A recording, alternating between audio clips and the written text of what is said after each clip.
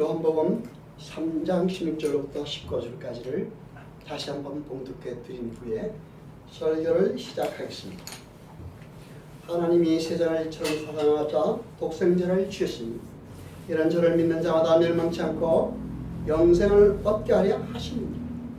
하나님이 그 아들을 세상에 보내신 것은 세상을 심판하려 하심이 아니요 저로 말미암아 세상이 구원을 받게 하려 하심이라.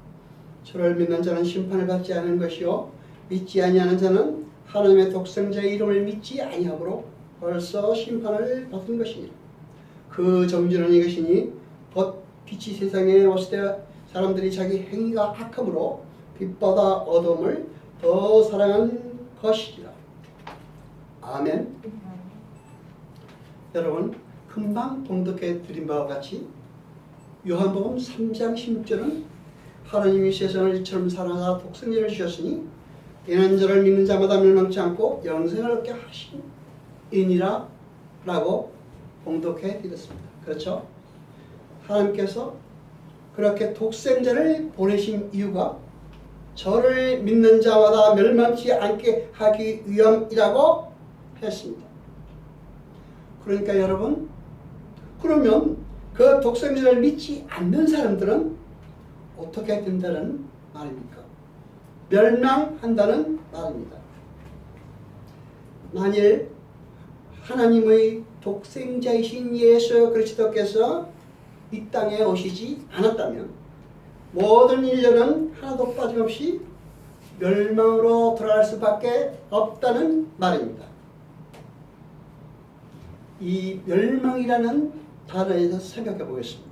이 멸망이라는 단어는 헬러 아폴림인데 요한이 많이 쓴 단어입니다. 이 단어가 가진 의미는 일타, 상실하다, 없어지다, 파괴되다 입니다. 그러니까 성경에 기록된 이 단어 아폴리미의 의미를 종합해서 3장 16절을 중에서 멸망치 않고를 다시 해석을 해보면 땅에 사람의 몸을 입고 태어난 자들 중에서 예수를 믿지 않는 사람들은 모두 절망과 상실과 죽음과 멸망과 끊어짐 속으로 던져지게 된다는 말입니다. 그렇죠? 여러분, 예수를 믿는다는 것과 예수의 이름을 믿는다는 것은 어떻게 다를까요? 이름이라는 것은 그 속성을 말하는 것이기 때문에 그 속성을 가진 그 이름을 가진 전체를 이야기하는 것이기 때문에 예수의 이름을 믿는다는 것과 예수를 믿는다는 것은 동일한 말입니다. 요한복음 3장 18절을 보겠습니다. 저를 믿는 자는 심판을 받지 아니하는 것이요 믿지 아니하는 자는 하나님 독생자의 이름을 믿지 아니하므로 벌써 심판을 받은 것이니라. 여러분, 아멘입니다. 아멘. 예수의 이름을 믿는다는 것은 무엇이라고 했습니까? 이름은 그 자체의 속성이라고 했습니다. 그러면 궁금한 것, 그 예수의 이름을 풀이해 보겠습니다. 예수라는 이름은 야훼라는 단어와 구원이라는 단어의 합성어입니다. 그러니까 예수라는 이름의 뜻은 여호와께서 구원하시다 라는 뜻입니다. 예수의 이름을 믿지 않는 사람들은 구원은 오직 하나님으로부터 주어진다는 것을 믿지 않고 자기 자신의 힘과 노력으로 생명나무의 과실을 따먹을 수 있다라고 믿고 또 그렇게 행하는 모든 자들을 이야기합니다. 그런데 여러분, 오늘 본문 18절은 그들이 이 땅에서 이미 심판을 받았다라고 완료 시제를 썼습니다. 그 말은 다른 면도로 해석을 해보면 심판을 받을 자들이 이미 정해져 있다는 말과 같습니다.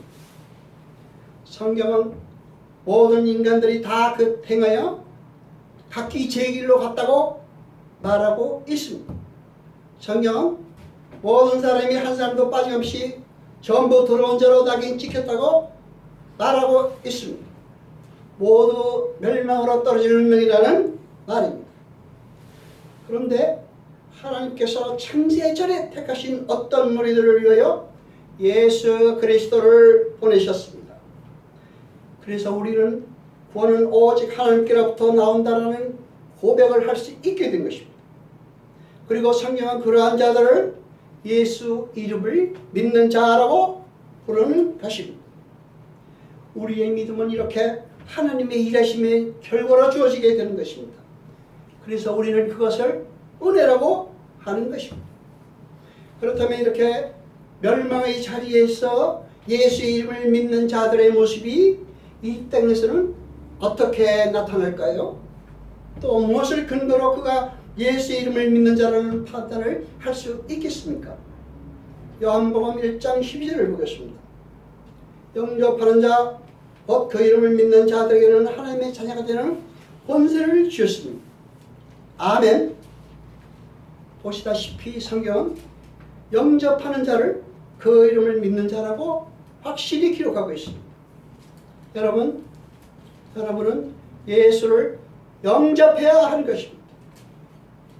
잘 보시면 주 예수의 이름을 믿는 자들은 예수 그리스도를 영접하는 자들이라는 것입니다. 영접하셔야 된다는 것입니다.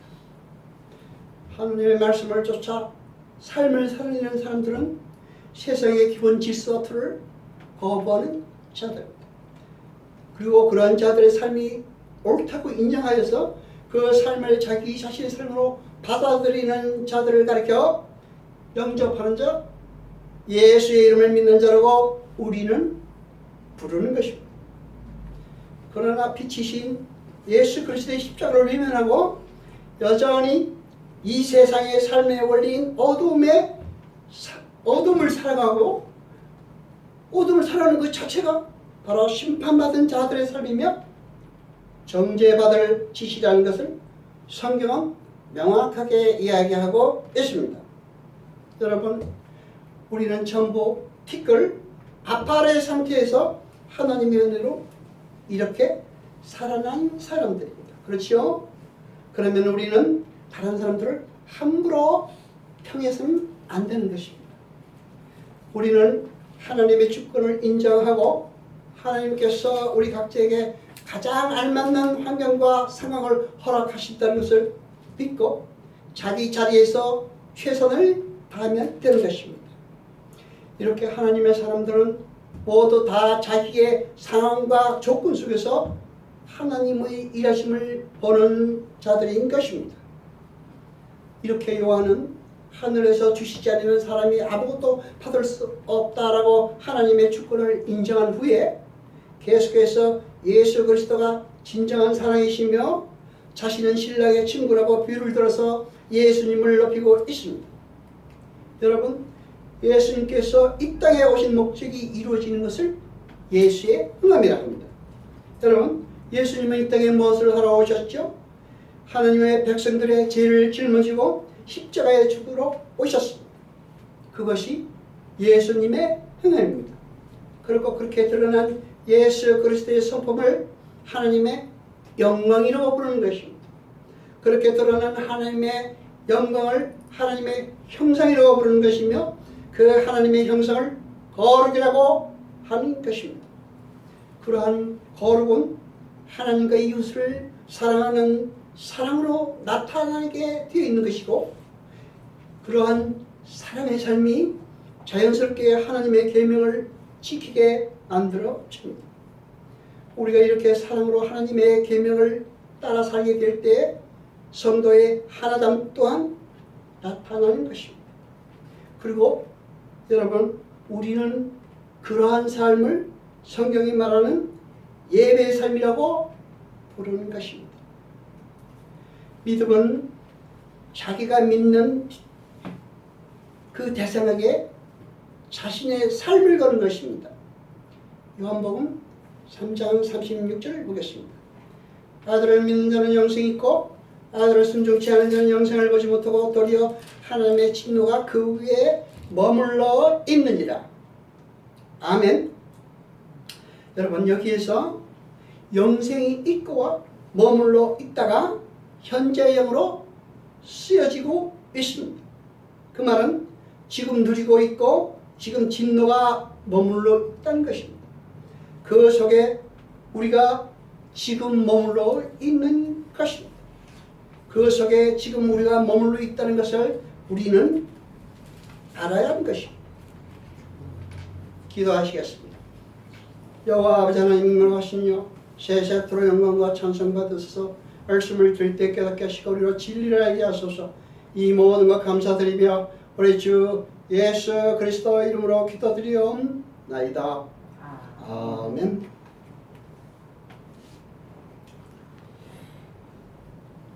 목사님 광고 있으시면 하시지요. 광고 없으십니까? 끝나시